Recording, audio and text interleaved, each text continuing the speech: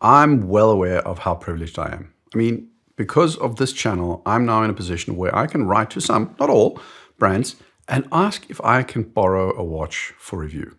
I get to try a watch for an extended period of time. And here's a little secret. So far, I've only asked for loans on watches that I really liked.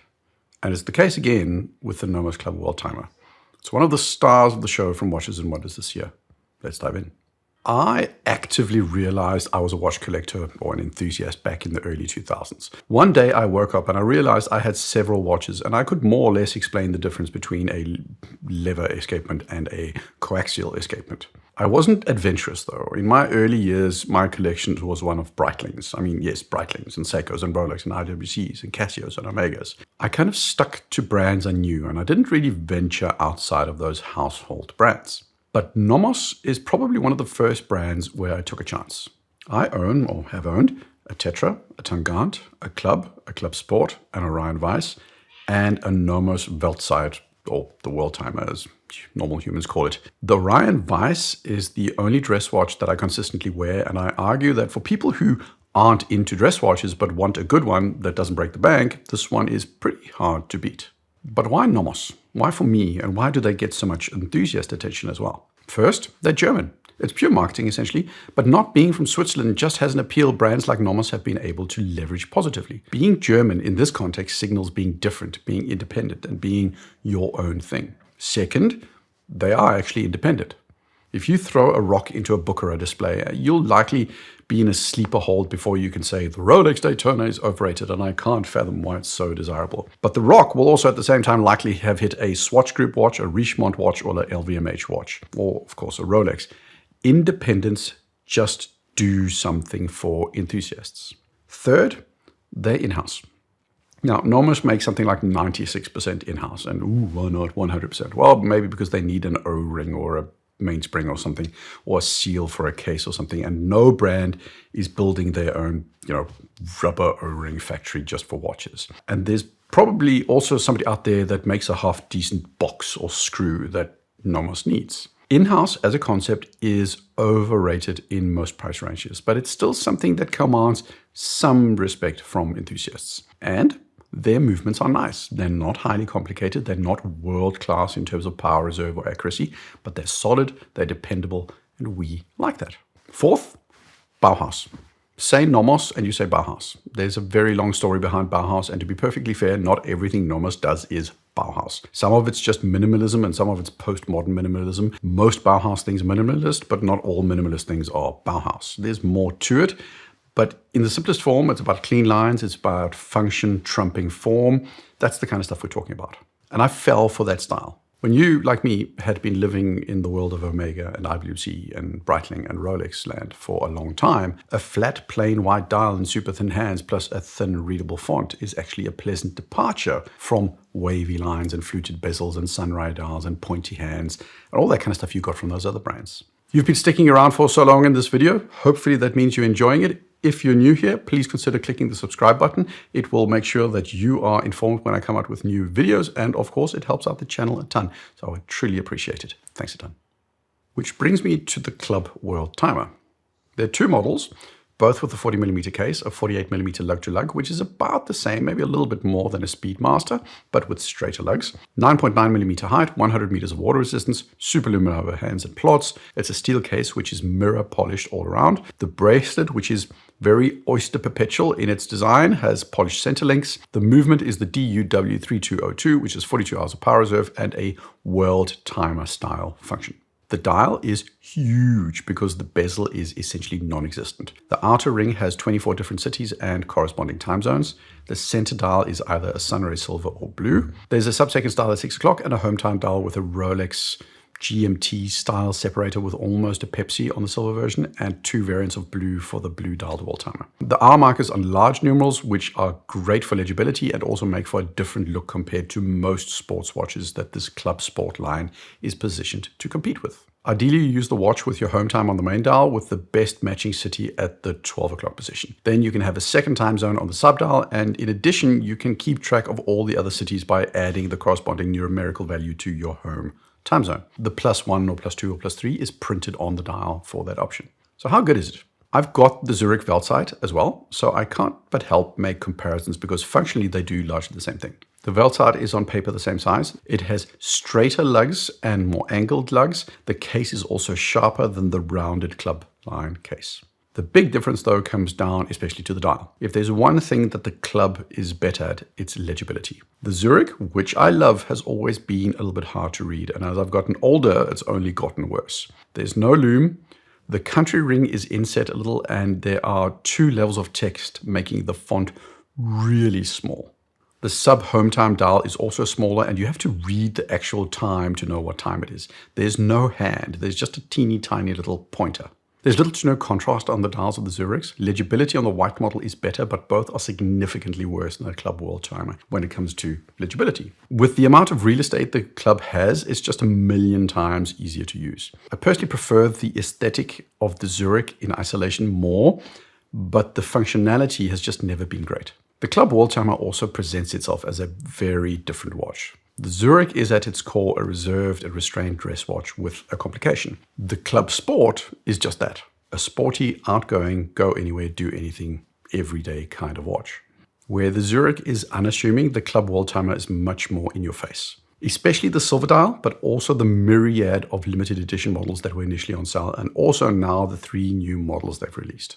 All of this makes for a really good watch. Yeah, it's got long lugs. For some wrists, it's a problem because Nomos have just decided that ever so slightly curved lugs are not in the cards for this model. But everything else is fabulous.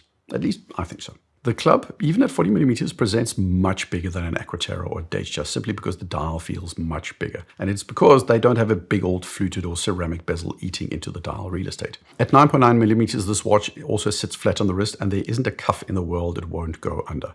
I mean, unless, of course, you kind of got the Jersey Shore MTV kind of slim fit bro shirt thing going on. Then it might be a problem. Are there any negatives? Well, it depends. This watch costs around $4,500. For $500 more, there are watches out there from Tudor that will get you full Metis accuracy, 70 hours of power reserve. Oris, which go for around $4,000 to $700, get you a ProPilot X with 120 hours of power reserve. You don't get the complication, but the core specs are just stronger. There are also brands at lower price points than Nomos that compete on those base kinds of specs. But it's really down to 10 hours extra of power reserve here or there that makes or breaks a buying decision. At $4,500, they're priced right around Tudor or Oris and other value brands. It doesn't really raise an eyebrow pricing-wise, especially considering none of the others have the complication that this watch comes with. The clasp for the bracelet is okay. It's good, but not great. A lot of brands these days offer quick release and toolless micro adjustment, neither of which are present on the Nomos. It's not what you would call on par with what's otherwise available these days. Then there's the movement. Setting it is a little bit laborious, and my otherwise incredibly large brain gets it wrong pretty much every single time. The crown moves the big hands and the subdial hand. The pusher moves the hour hand and the time zone, but not the subdial. And the recessed pusher at 8 o'clock sets only the large hour hand. If you've ever played old Quest games like Broken Sword or the original Indiana Jones games or Sierra games, you'll have encountered one of those teasers where you need to turn handles to turn different cogs in different directions to get things to match to unlock a door or something. That's how it feels sometimes to set this thing. It's technically not hard, but I consistently get it wrong. Is it technically a world timer? Maybe, who cares? I mean, it tells time in multiple time zones. The world timer police can go where the grammar police go and have a party together. Honestly, don't care. It's good that it doesn't have a globe, though. That would just be too much for me. The rest is a little bit more nitpicky. There's a lot going on a dial like this. That's also the case with an Omega world timer. It's kind of par for the course. When you add a complication, then more stuff goes onto the dial. That's not necessarily bad, but if you're looking for the typical very clean, very simple Nomos aesthetic, I honestly don't think this is it. It's got 2 non-balanced subdials, it's got an outer chapter ring, it's got a multicolored GMT ring for local time hand, and it's got punchy sunray dials. This watch isn't Bauhaus. It's anything but Bauhaus. And if that's what you're looking for, then the Zurich Weltzeit is the better choice, or the regular Nomos Club with no sunray or a Tangant. But if you want a sports watch, then you're probably in the right place. And also say, this isn't a bad thing at all, but it's not Bauhaus or minimalist. This is a regular sports watch with a Nomos twist to it. So who's it for? It's for a person who wants a sports watch, obviously. But, and this is where we have one of my models, think of consumers. I think of them in the context of a center and everything radiating from there. In the middle, you have the mainstream consumer. This is the person that buys the statistically average or normal product. Now, what do I mean by that? They buy what most people like and buy. So the Apple Watch is the statistically normal product. It's the smartwatch that most people will default to. What's the statistically normal luxury, mid-level, upper-level, executive kind of car? It's in a Mercedes or an Audi or a BMW. And the statistically normal sports watch, it's likely the Datejust or an Aquaterra. That's the normal choice. And here's the important thing. The statistically normal product says very little about the buyer. We often talk a lot about what your watch says about you, and we try to guess personality and preferences. But I think a Datejust buyer is really, really hard to pin down because the Datejust is aimed at being suitable for as many luxury buyers as possible. It's not a product that's trying to be niche in any way. So the customers can vary wildly, and their only commonality is that they buy the statistically normal watch. I honestly don't believe you can conclude anything about a Datejust owner because of the way it's positioned. And the same goes for a Submariner or Seamaster 300M. And then here's my way of thinking it in terms of the Club Sport. As you radiate out from the circle in any direction, you get customers that are more and more particular. So far, far away from the center, you get really niche buyers with niche tastes. The more you pick something far away from the center, the more likely the watch itself could say something about you. I hope this makes sense. And this Nomos Club Worldtimer, it's just stepping ever so slightly outside of that mainstream middle of the road center watch.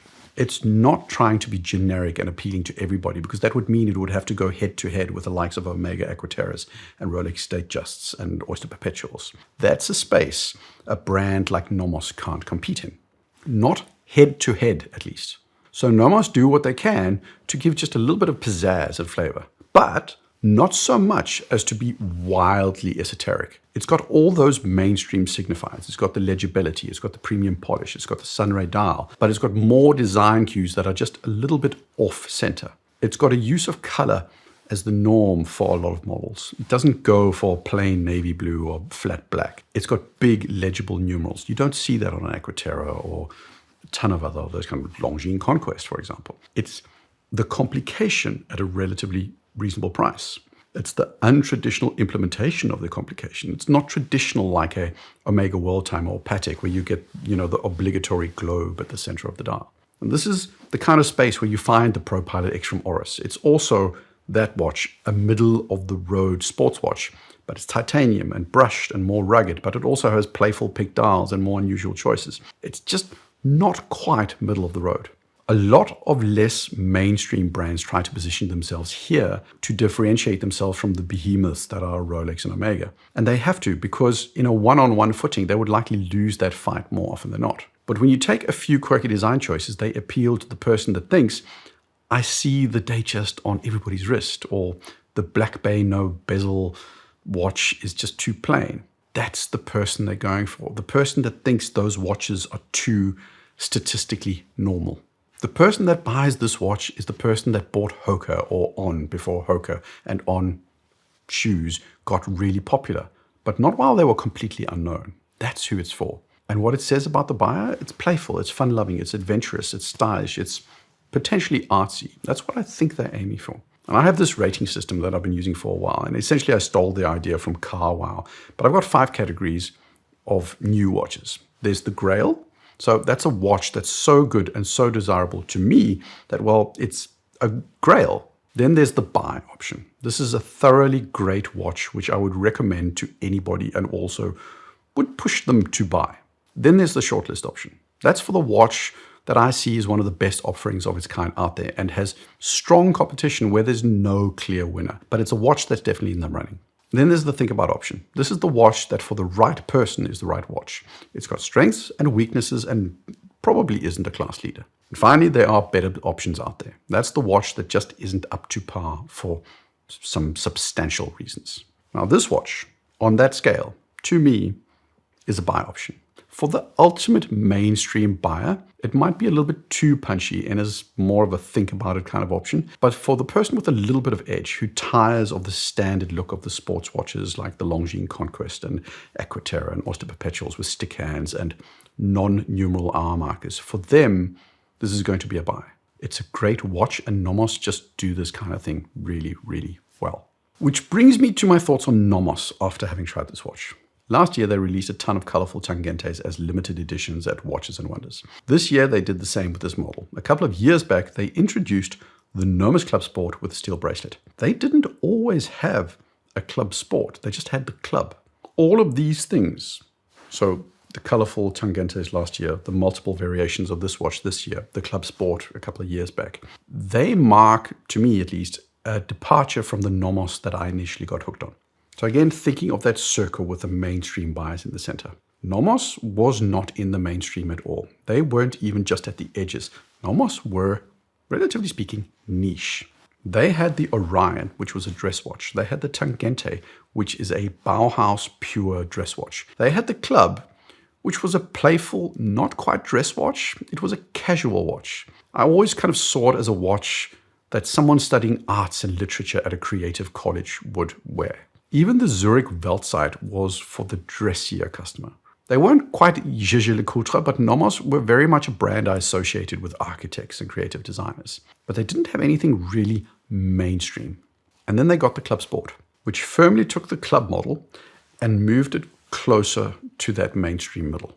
All they did, essentially, was add a bracelet and some sunray dials. But it made them relevant to a whole new kind of customer, the mainstream customer. The Tangente in color took a fundamentally dressy watch and made it fun and appeals to the same people that fell for an Omega Speedmaster swatch. It's a different price point, but it's mainstream because color has become mainstream. And this watch, the Worldtimer, is a continuation of that. They have much less emphasis today on function over form. They have much less emphasis on minimalism than they did before. Their flagship model, the Club Sport, is very much a sports watch on the edges of the mainstream.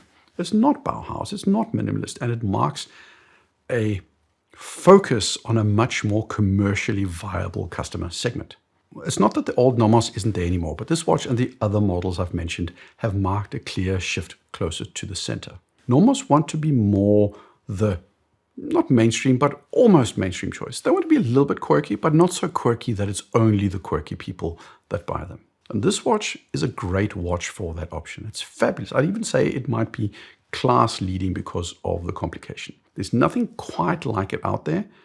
And even now, they've released 3 limited edition versions that I don't have in for review. They're called the Trace and the Vector and the Grid. And if you're a huge Nomos fan and you're looking for something a little further from the center, then those limited editions are good options. But for the vast majority, it's going to be the blue or the silver. That's the go-to option. Now, what do you think about Nomos, their journey, and what are their best watches? What do you think of this watch? Share your thoughts in the comments. Like, subscribe. Cheers.